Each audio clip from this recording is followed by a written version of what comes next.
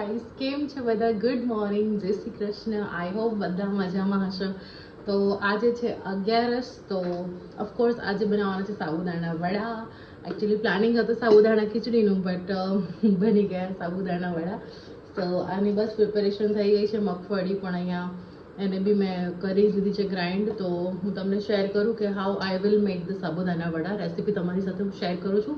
સો તમને કેવી લાગે છે તો પ્લીઝ તમે મને કમેન્ટ કરીને કહેજો. સો અહીંયા મેં લીધા છે પલાળેલા સાબુદાણા. બે બહુ વધારે જલ્દી તો નથી પલાળેલા, બસ એને ગરમ પાણીમાં મેં 10-10:30 પલાળ્યા હતા. તો બસ સારા એવા પલળી ગયા છે, મતલબ સાબુદાણા વડા આમાંથી થઈ શકશે. આ ટાઈપમાં તમારા સાબુદાણા ફૂલી જાય એવા તમારે સાબુદાણાને પલાળવાના. અને ઇફ તમે ટાઈમ હોય ને તમારું પ્લાનિંગ અર્લી છે તો તમે વહેલા પણ એને પલાળી શકો છો 4-5 કલાક માટે. તો એ સારા એવા પલળી જશે. તો અહીંયા સાબુદાણા લઈ લીધા છે. then આપણે એડ કરીશું આમાં એડ કરી દઈશું બટાકા. બાફેલા બટાકામાં એડ લીધા છે. આમાં બે કે 3 મતલબ મોટા પીસ હોય તો તમે 2 લઈ શકો છો, અધરવાઇઝ 3. તમારી જે પ્રમાણે તમારી મતલબ ઘરમાં ફેમિલીસ હોય એ રીતે તમે ક્વોન્ટિટી લઈ શકો છો. તો અહીંયા મેં મેશ પોટેટો લઈ લીધા છે. અને બસ હવે પછી આમાં એડ કરીશું મગફળીનો પાવડર. એટલે આમાં બાઇન્ડિંગ સારું આવશે અને ટેસ્ટ તો બહુ જ મસ્ત આવે સાબુદાણા વડામાં આનો. તો અને હા, થોડા મોટા મોટા પીસીસ પણ મેં લીધા છે મગફળીના, એટલે શું મોઢામાં આવે તો એ ટેસ્ટ બહુ સારો લાગે. અહીંયા ત્યારબાદ એડ કરી દઈશું ગ્રીન મરચાં, આદુની અને કોથમીરની પેસ્ટ છે થોડી એવી, એટલે જેથી કરીને સ્પાઇસી બને એના માટે. પછી એમાં એડ કરીશું લીલા ધાણા અને લીલા મરચાં, થોડા નાના પીસ કરીને લીધેલા છે. ત્યારબાદ એડ થશે આમાં થોડું સોલ્ટને થોડું ધ્યાન રાખીને એડ કરો, બિકોઝ આપણે લોકો નોર્મલી પોટેટોને જ્યારે બોઇલ કરતા હોય ત્યારે બી આપણે એડ કરીએ છીએ. તો થોડું એવું સોલ્ટ એડ કરી દીધું. અને થોડું એવું શેકેલું જીરું પાવડર છે મારી પાસે, તો હું એ એડ કરું છું. તમારી પાસે ના હોય તો તમે થોડું મતલબ આપણે જે નોર્મલ ધાણા જીરું છે એ પણ એડ કરી શકો છો. પછી એમાં હું એડ કરીશ થોડુંક એવું ગરમ મસાલો અને થોડું આખું જીરું પણ એડ કરીશ, બિકોઝ આખા જીરાનો ટેસ્ટ બહુ સારો એવો આવે છે આમાં. તો આમાં આખું જીરું એડ કરી દીધું છે. દેન ત્યારબાદ એડ કરીશું શુગર તો થોડી એવી અમથી એડ કરવાની છે, આપણે બહુ વધારે એડ નથી કરવાની. અને એડ કરવાનું છે લેમન.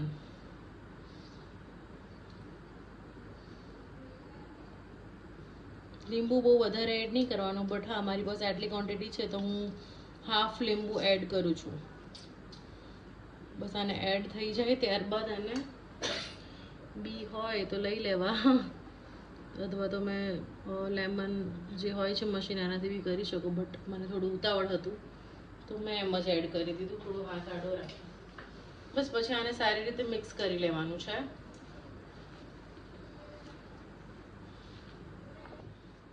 તો અહીંયા સાબુદાણાને આપણે મિક્સ કરી લીધા છે બધો મસાલો કરીને. તો હવે આમાંથી આપણે નાની ટિક્કી બનાવશું. તો આના માટે ટિક્કી બનાવવા માટે ઓઇલવાળા ટિક્કી બનાવીએ ને પહેલાં ઓઇલવાળા હાથને ગ્રીસ કરી લેવાના થોડા, એટલે છે ને આપણે ટિક્કી સારી બને અને છે ને આમ ચોટે નહીં એકબીજાને, અને હાથ જોડે બી ચીપકે નહીં.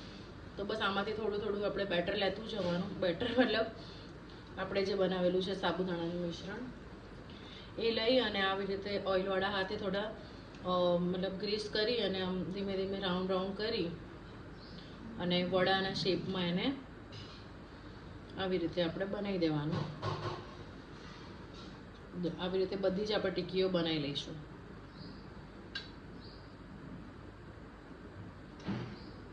તેલ આવી ગયું છે, તો સાબુદાણા વડાને આપણે ફ્રાય કરી લઈએ.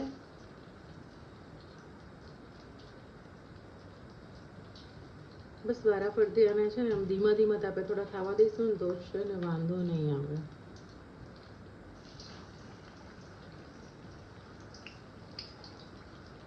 મસ્ત મજાના બની ગયા છે સાબુદાણા વડા.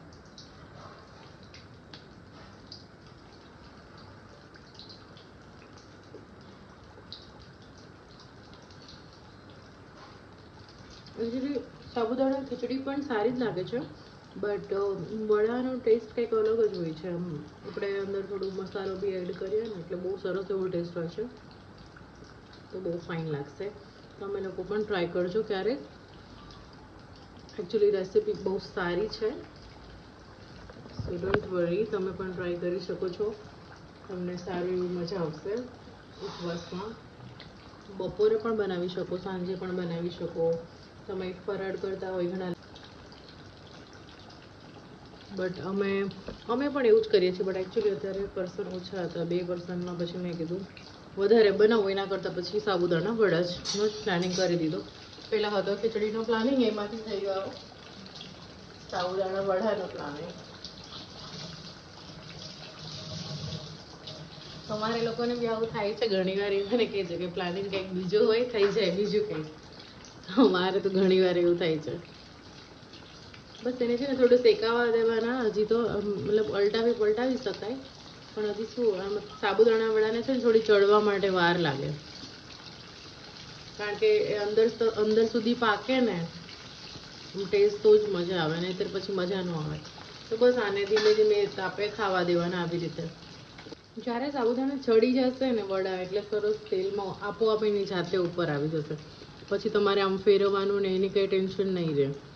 જ્યારે એને છે ને ધીમા તાપે થોડા થવા દેવાના, એટલે છે ને આમ સરસ અંદર સુધી ચડે. નહીંતર પછી કેવું થાય, ઉપરથી આમ થઈ જાય ક્રિસ્પી, પછી અંદર કાચા રહે, તો તમને પછી ખાવામાં મજા ન આવે. તો એને છે ને ધીમા તાપે જ થવા દેવાના થાય, એટલે કેવા સરસ ગોલ્ડન બ્રાઉન કલરના છે ને, ગોલ્ડન બ્રાઉન ઉપરથી થવા જ લાગશે, પાકી જાય ને સરસ એવા. એટલે પછી તમે ધીમે ધીમે ઉપર સાબુદાણા તેલમાં ઉપર આવી જાય ને, પછી ધીમે ધીમે તમે આવી તો પલટાવી દેવાના, એટલે બંને સાઈડથી ક્રિસ્પી થાય. એમાં શું કે ગેસની ફ્લેમ થોડી આપણે નીચેથી એવી રીતે હોય ને, એટલે આમ પલટાવીએ ને તો બંને સાઈડથી ક્રિસ્પી થાય. નીચેથી ફ્લેમ થોડી હાઈ આવતી હોય, એટલે મસ્ત એવા થઈ જાય. જો સરસ મજાના છે.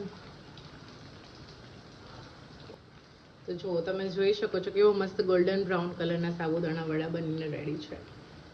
આવી રીતે હું બધા જ સાબુદાણા વડાને ફ્રાય કરી લઈશ. પછી આપણે એને ગ્રીન ચટણી સાથે સર્વ કરીશું. ચલો હવે સાબુદાણાને સર્વ કરી લઈએ. સો મસ્ત મજાના ક્રિસ્પી એવા સાબુદાણા વડા બનીને રેડી છે. તો તમે પણ આવી રીતે ઉપવાસમાં બનાવો, અને એને આપણે સર્વ કરીશું ગ્રીન ચટણી સાથે.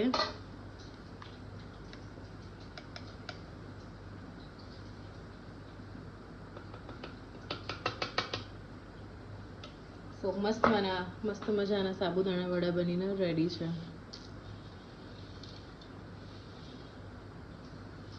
તમે જોઈ શકો કેવા સરસ કડક બન્યા છે. જો અવાજ પણ તમને આવતો હશે મસ્ત મજાનો.